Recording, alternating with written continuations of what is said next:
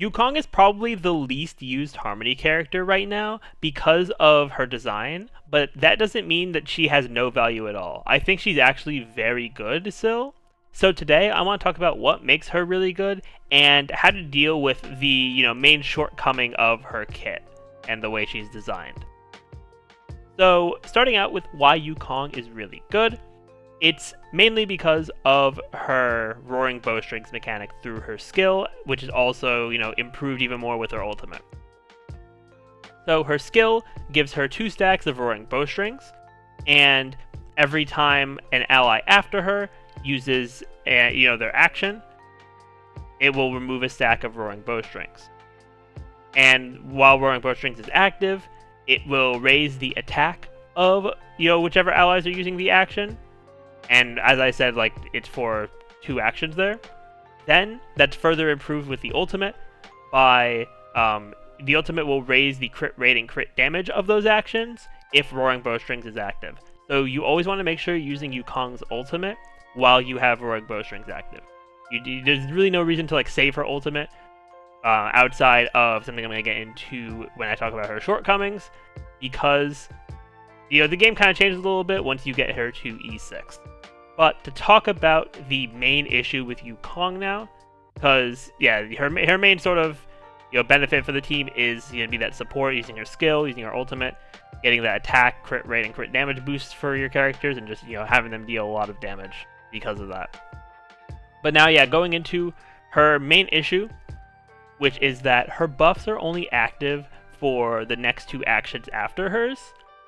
So if your team isn't optimized for their speed sets, then you might run into situations where your Yukong is not buffing your DPS, because your DPS is the main character that you're going to want to take advantage of her roaring bowstrings.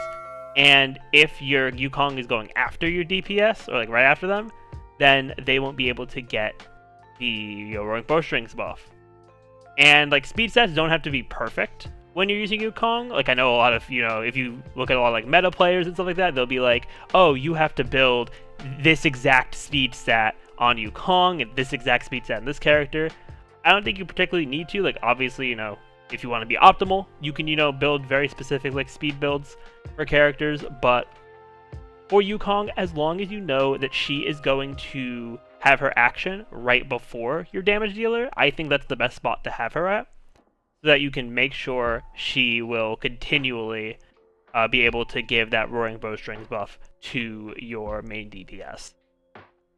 And now to circle back to her E6, which I mentioned before, her E6 is actually very helpful, and is a reason why you might want to, wait just a little bit before using her ultimate when you get it, is because once she gets to E6, she does gain a stack of Roaring Bowstrings on her ultimate, and that's just going to allow you to have 3 turns that are boosted by Roaring Bowstrings as opposed to 2, which means that it would last, through your entire team and then come back to Yukong where you can activate, the 2 stacks again. And this is really good because, for one, it has higher uptime for Roaring Bowstrings for, that specific, rotation. But then secondly, it is going to help to just have extra Roaring Bowstrings so you can just, do more damage and have it be a little more consistent with, depending on what your speed stats are. But regardless, to use Yukong to her, fullest potential, I do think that you need to have those, speed stats figured out on your team. It's not something that you just you just throw Yukong on a team and she just works. You do have to put in that effort to make sure that, your speed stats are right. And obviously, building her properly with, relics, traces, light cone, all that kind of stuff. But overall, I do think that, compared to these other Harmony characters that are really insane, Yukong is definitely a lot more niche. And, while I do think she probably is the worst Harmony character, I do think that every Harmony character in the game right now is very good. And, if you have them built properly, and use them, the way they're meant to be used, then I do think that she is going to be very solid for a lot of players, especially, for mono imaginary comps, because there is some synergy there as well. But yeah, with that, I'm going to end it off here. I want to thank you all for watching. If you enjoyed, definitely be sure to leave a like, comment, subscribe to the channel, and ring that notification bell. With that, I will see you all next time.